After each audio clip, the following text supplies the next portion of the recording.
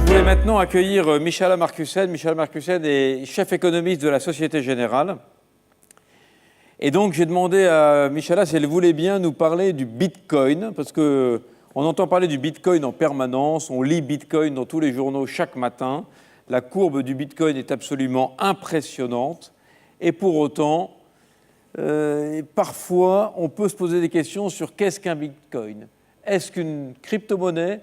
Est-ce un crypto-actif, comme nous le dit la Banque de France? Michala Marcussen.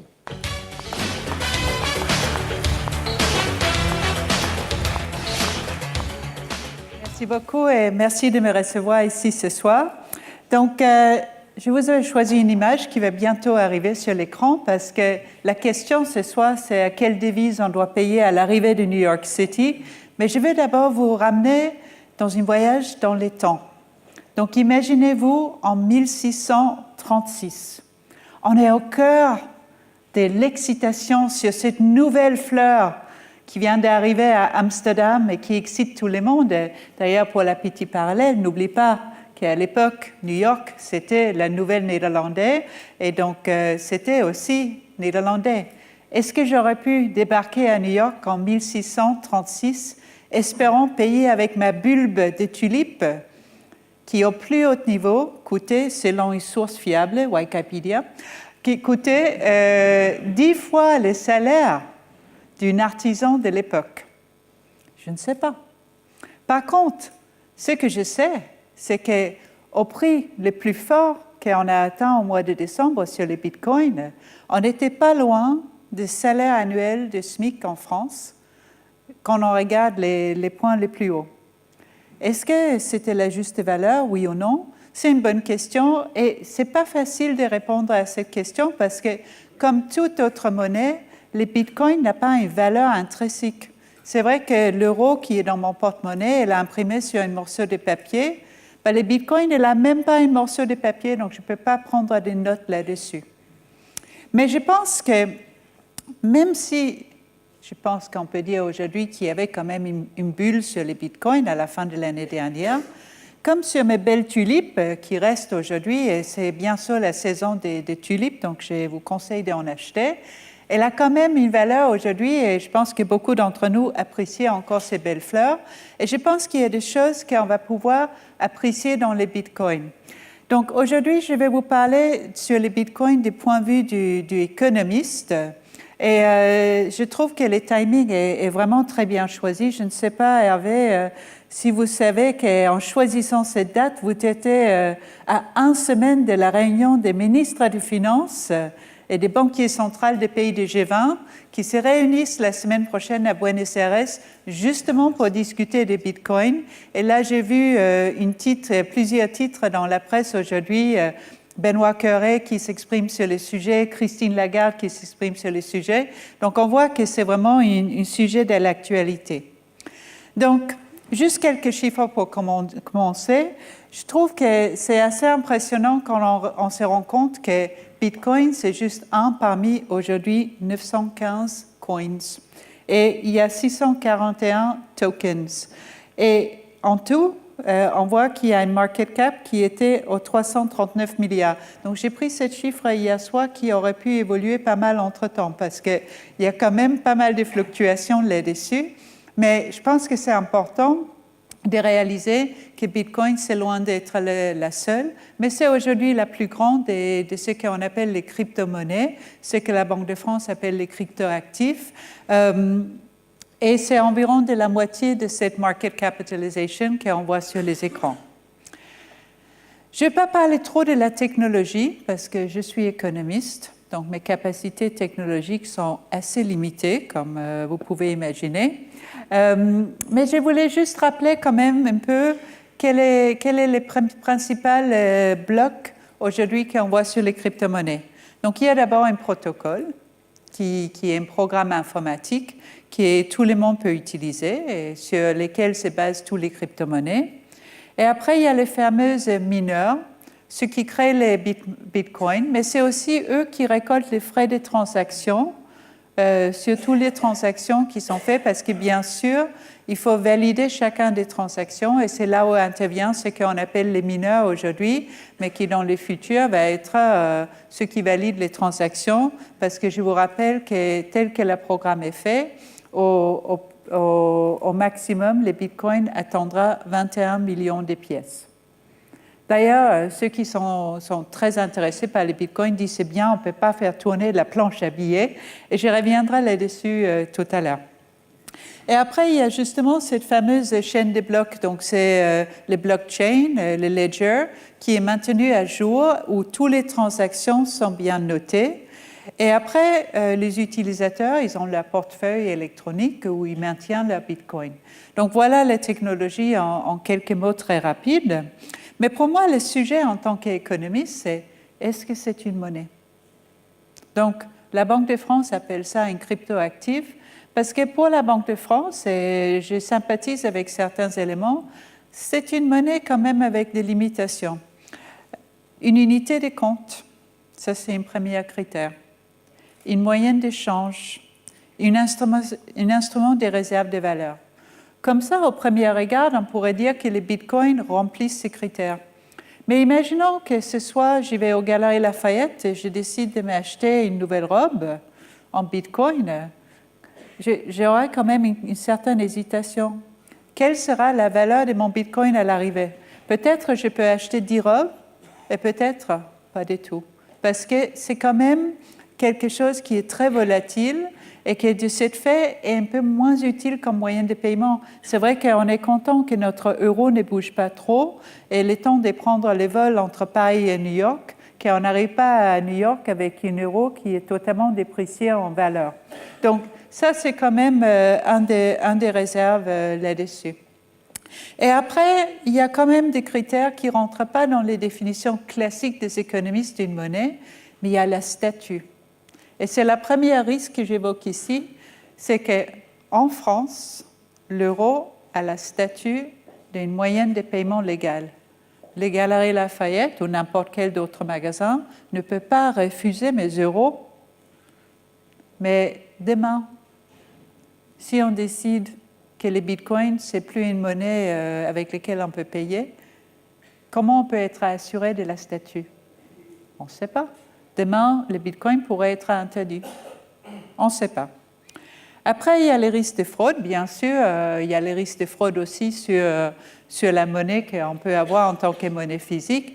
Mais il y a eu quand même pas mal d'histoires de fraude. Et c'est un des soucis, d'ailleurs, c'est un des grands soucis, la protection des consommateurs qui va être discuté par les G20 à Buenos Aires. C'est un des grandes inquiétudes. Et fraude, c'est une grande notion. Il y a aussi le côté financement du terrorisme. Il y a aussi tout ce qui est le blanchiment de l'argent. Tous ces facteurs, ça inquiète aussi. Et après, il y a aussi cette question sur la planche à billets.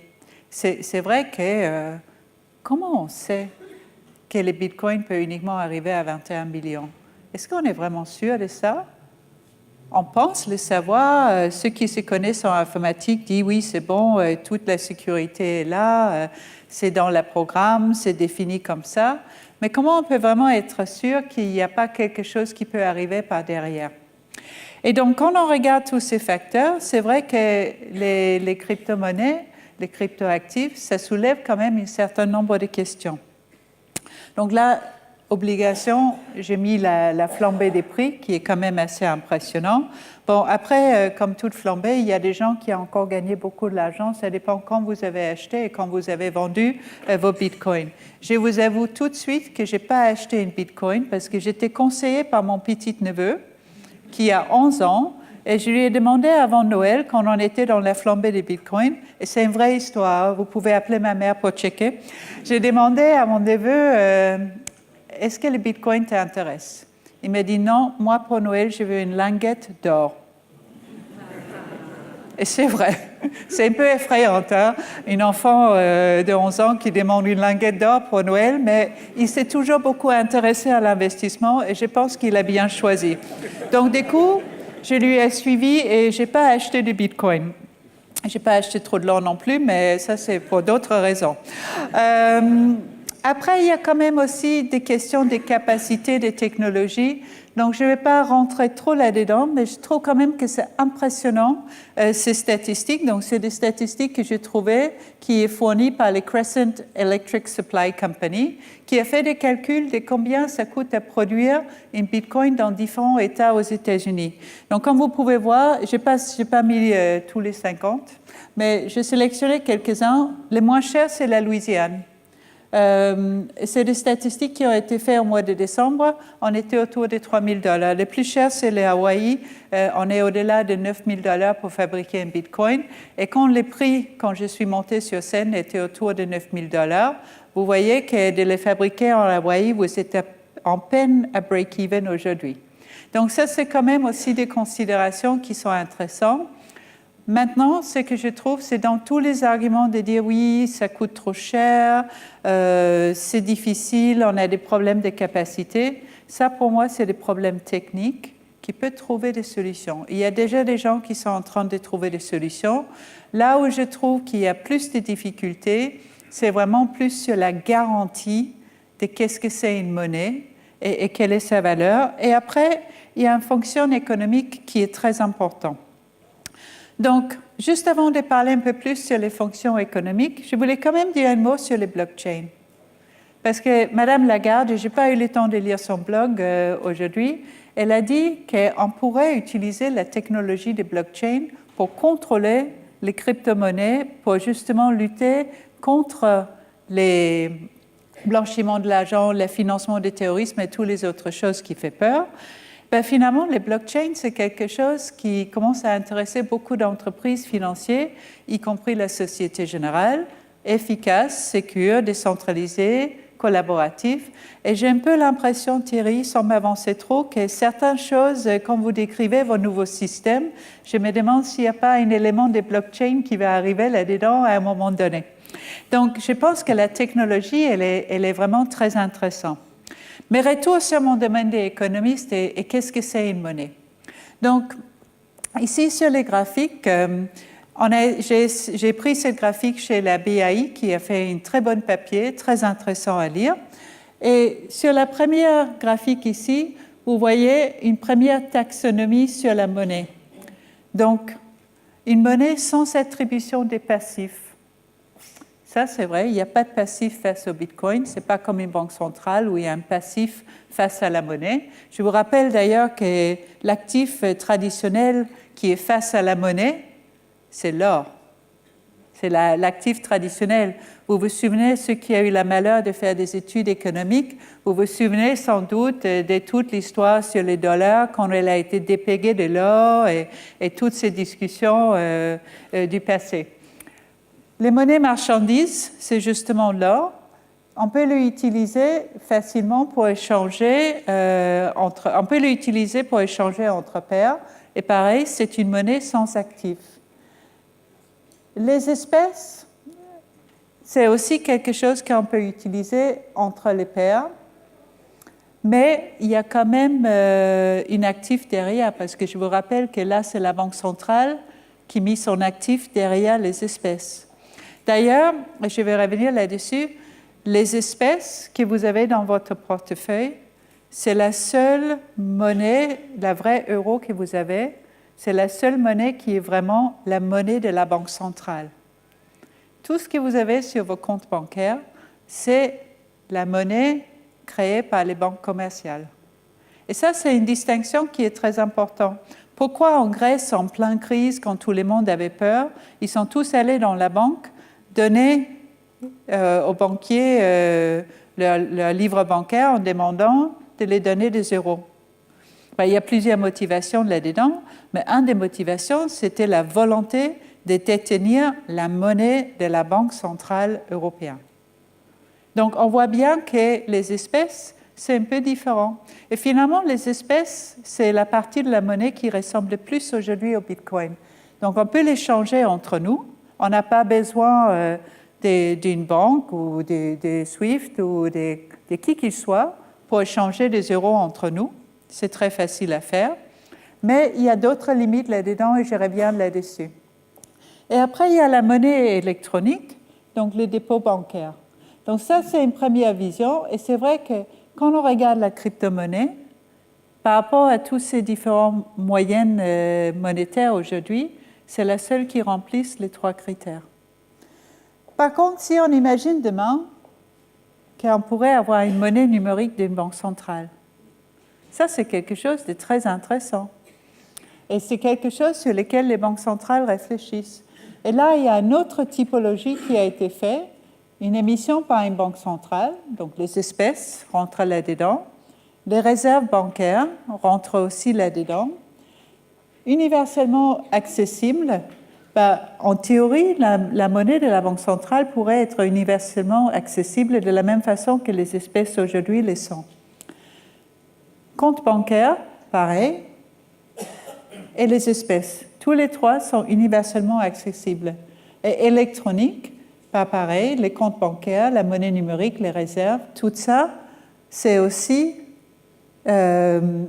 électronique. Bien sûr, les espèces ne sont pas électroniques. D'ailleurs, c'est très intéressant, j'ai participé il n'y a pas très longtemps à un séminaire en Suisse. Et la discussion, c'est est-ce qu'il faut abandonner les espèces?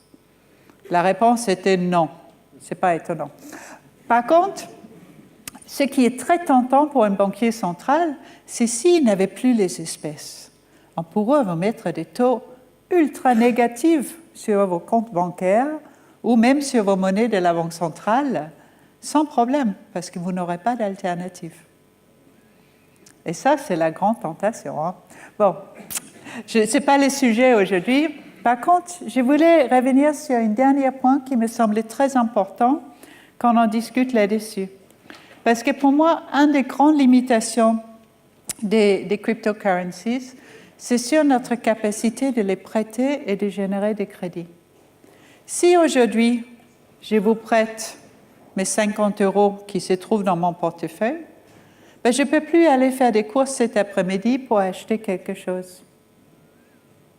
Parce que je vous avais prêté mon monnaie. Je n'ai plus accès à cette monnaie. Par contre, la magie des systèmes bancaires, c'est si j'ai mis les 50 € en dépôt dans la banque et les banques vous prêtent les 50 €, moi, je peux toujours y accéder pour les dépenser et vous aussi, ayant emprunté les 50 €, vous pouvez aussi vous les dépenser. Et c'est toute la beauté de le système des fractionnements des réserves bancaires. Donc, c'est le système dans lequel on vit aujourd'hui pour la création des crédits. Et ce qu'on voit ici, je vous montre la base monétaire, donc la monnaie de la Banque centrale, donc c'est les espèces plus la monnaie des réserves, c'est la ligne rouge. Et la ligne bleue, c'est les agrégats monétaires. Donc, c'est tout la monnaie qui est créée par la Banque centrale. Et donc, on voit que demain, si vraiment on passe dans un système de pure crypto-monnaie, on ne pourra plus avoir le même accès au crédit. Et les crédits étaient quand même un moteur de croissance très important. J'espère qu'on va trouver une moyenne d'avoir une monnaie électronique, mais toujours en maintenant notre système de crédit. Donc, ça peut se faire assez facilement. On peut avoir la monnaie de la Banque centrale, qui est une crypto-monnaie, et après, on peut avoir une monnaie qui est celle des banques commerciales, qui est aussi une crypto-monnaie. C'est tout à fait possible. Par contre, pour les citoyens dans ce système, la question se pose. Aujourd'hui, les citoyens, avec les espèces, ont quand même accès à la monnaie de la Banque centrale, que vous n'aurez plus. Donc, pour conclure, est-ce qu'il y a un futur avec la crypto-monnaie? Je pense que oui.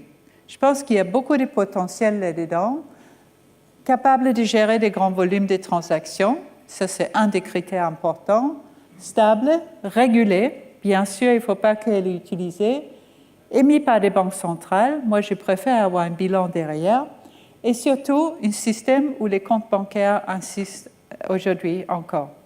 Donc c'est vrai que ce que je trouve est vraiment intéressant à ce moment, c'est quand on regarde tous les pays, ils ont chacun une réaction un peu différente face à la crypto-monnaie. C'est vrai qu'on a vu certains pays essayer de limiter, essayer de réguler les crypto-monnaies.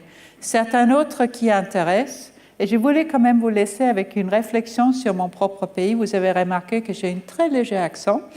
Je suis danoise d'origine Et bien sûr, les autorités au Danemark, pour ceux qui connaissent un peu mon pays, ça ne va pas vous étonner que la première chose auquel le Danemark a pensé, c'est comment on peut taxer les gains des bitcoins.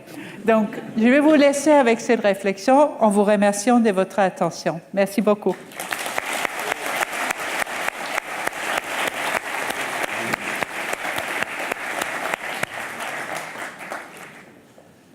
Merci Michala. Je ne sais pas si l'un d'entre vous a une question éventuellement pour Thierry ou pour Michala, pour les deux. Oui? Quelqu'un a levé la main, une question? Vous avez levé la main, non? Vous n'avez pas levé la main? Ignacio, tu lèves la main encore? Personne n'a de questions? Moi, j'avais un petit sondage pour vous. C'est un tout petit sondage ConnexMe, mais on peut presque le faire à main levée. Qui d'entre vous a déjà investi dans du Bitcoin?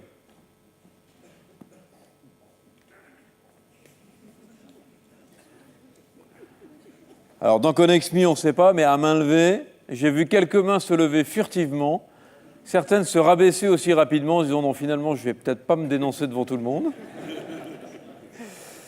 Bon, je vois, voilà. Donc, nous avons affaire à des trésoriers relativement sages et qui, maintenant qu'ils savent qu'un actif et une monnaie, ce n'est pas tout à fait pareil, vont peut-être décider de demander à Noël des lingots d'or.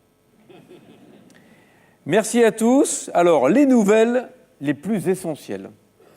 L'an prochain, Univers SwiftNet aura lieu normalement ici, normalement en mars, et normalement le 19 mars 2019, 28 place de la Bourse à Paris.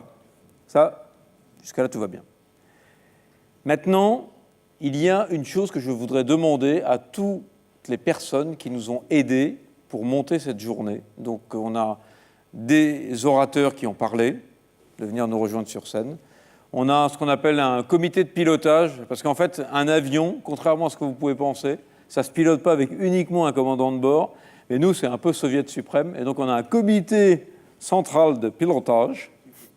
Et donc, ce comité central, je l'invite à venir me rejoindre sur scène, voilà. Avec un mouvement quand même, un mouvement, voilà.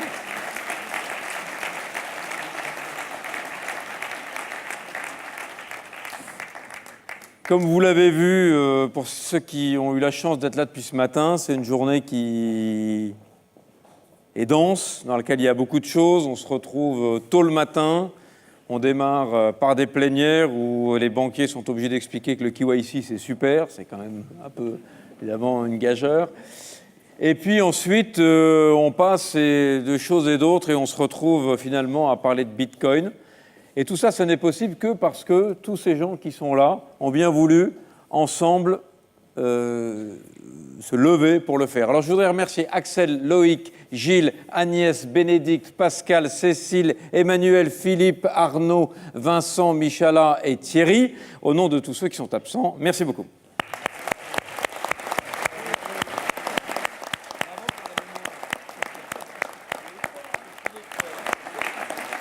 Et maintenant, resserrez-vous un peu pour la photo, parce que les photos, c'est toujours extrêmement important. Donc, voilà. Resserrez-vous un peu. Voilà. Hervé avec nous. J'y suis. Hein. Voilà, oui, alors il faut qu'on vous montre les chaussettes rouges, paraît-il. Voilà. Et donc, maintenant, nous avons rendez-vous pour un véritable happy hour. Un vrai, cette fois-ci. Et donc, c'est là-haut. Mais... en fait, on voulait arriver à New York, mais on s'est rendu compte que New York, en fait, c'était pas terrible. Enfin, c'est bien New York, hein. Mais si on arrivait maintenant à New York, ça serait pas l'heure de l'happy hour.